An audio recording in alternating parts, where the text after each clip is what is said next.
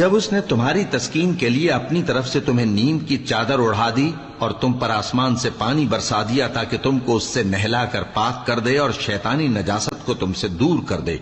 और इसलिए भी कि तुम्हारे दिलों को मजबूत कर दे और उससे तुम्हारे पांव जमाए रखे। जब तुम्हारा परवरदिगार फरिश्तों को इरशाद फरमाता था कि मैं तुम्हारे साथ हूं, तुम मोमिनों को तसल्ली दो कि साबित कदम रहें। मैं अभी काफिरों के दिलों में रोब हैबत डाले देता हूं, सो उनकी गर्दनें उड़ा दो और उनकी पोर पोर तोड़ दो। ये सजा इसलिए दी गई कि उन्होंने अल्लाह और उसके रसूल की मुखालिफत की,